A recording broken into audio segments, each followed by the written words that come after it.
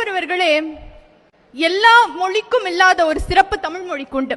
அதனாலதான் ஆ என்றால் அம்மா, ஆ ஆடுன்னு படிச்சோம்.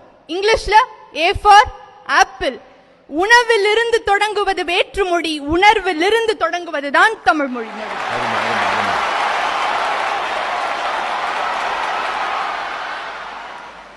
சங்கம் வைத்து தமிழ் வளர்த்த இந்த மண்ணில தான் இன்னைக்கு ஸ்கூல்ல தமிழ் பேசினா ஃபைன் போடுறாங்க சார்.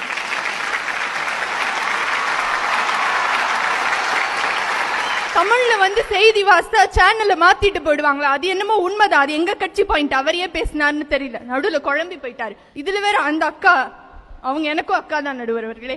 அந்த அக்கா சொன்னாங்க, இவர் எனக்கே அக்காவா இருக்கையில உங்களுக்கு அக்காவா இருக்க மாட்டாங்களா? ஒரு காலத்துல எல்லாம், அந்த காலத்துல காது குத்துறதுக்கு தங்க ஊசியாலையும் வெள்ளி ஊசியாலையும் குத்துவாங்களா. இன்னைக்கு டாக்டர் ஊசியால குத்திட்டு இருக்கோம் நடுவர் அவர்களே.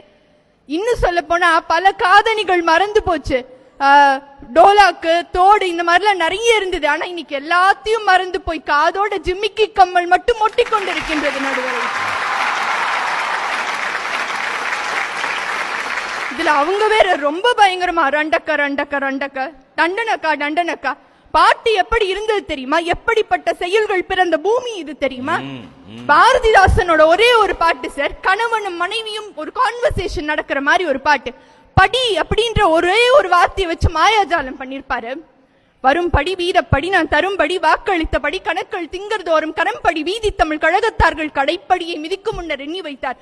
பெரும்படியாய் செய்ததுண்டு படிக்கணக்கை பேசிவிட்டாய் கண்டபடி. உடனே அதுக்கு வைஃப் பதில் சொல்றாங்க, ஈடை அப்படியே சரிக்கு சரி கணவனுக்கு பேசின வைஃப். அப்படியா, அறியாதபடியால் சொன்னேன், நம் தமிழர் படிப்படியாய் முன்னேற்றத்தை எப்படியாய் பெற்றிடுவாராய்.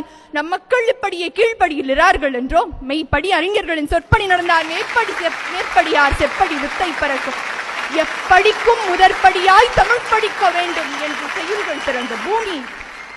அம்மம்மா, தேமா புளிமா ஆசிரியப்பா வெண்பா கலிப்பா அப்பப்பா அத்தனை பாக்களும் இன்று வெறும் ஹைக்கூவாக கைக்குள் அடங்கி போய்விட்டது. இதுதான் வளர்ச்சியா?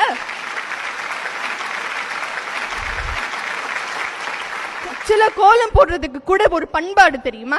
இன்னும் சொல்ல போனா சில நாட்கள்ல கோலம் போட மாட்டாங்களா. வீட்டுல ஒரு துக்க நிகழ்வு இருந்தா கோலம் போட மாட்டாங்களா. அமாவாசை அன்னைக்கு கோலம் போட மாட்டாங்களா. ஏன்னா அமாவாசை அன்னைக்கு கோலம் போட்டா அங்கிருந்து வரக்கூடிய ஆன்மாக்கள் உள்ளே செல்லாதாம். அதை தடுக்கக்கூடிய சக்தி கோலத்திற்கு இருக்கா.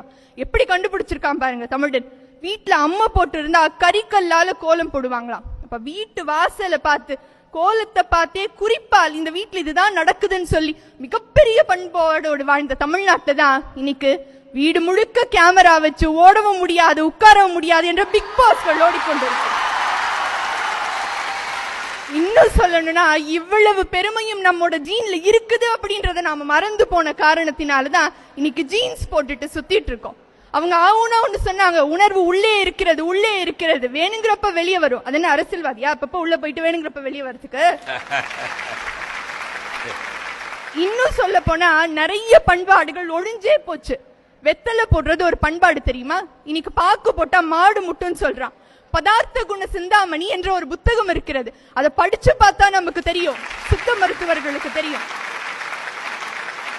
அந்த வெத்தலை போடுறதுல ஒரு அழகு இருக்கு. எப்படின்னா, காலையில பாக்கு ஜாஸ்தியா வச்சு போடணும், மதியானம் சுண்ணாம்பு ஜாஸ்தியா வச்சு போடணும், நைட்டு வெத்தலைய ஜாஸ்தி வச்சு போடணும். இப்படி போட்டா நம்முடைய உடம்பும் சுத்தமாக இருக்கும், வாயும் மணக்கும். இதுதான் தமிழர்கள் ஒரு வெத்தலை போடுறதுல கூட எவ்வளவு நுணுக்கங்களை வைத்தார்ப்பார்கள் நடுவரவர்களே. இன்னைக்கு எல்லாம் மறந்து போச்சு. இன்னும் நல்லா யோசித்து பார்த்தோம்னா நடுவர் அவர்களே, இன்னைக்கு இருக்கக்கூடிய சூழ்நிலையில நாம எல்லா துறைகளையும் எடுத்து பார்த்தாலும் சரி, இன்னைக்கு மொழியையும் பண்பாட்டையும் தமிழர்கள் மறக்கின்றார்கள். இதை நாங்கள் மார்த்தட்டி சொல்லவில்லை, மனவேதனையுடன் சொல்லி நிறைவு செய்கின்றேன். நன்றி, வணக்கம்.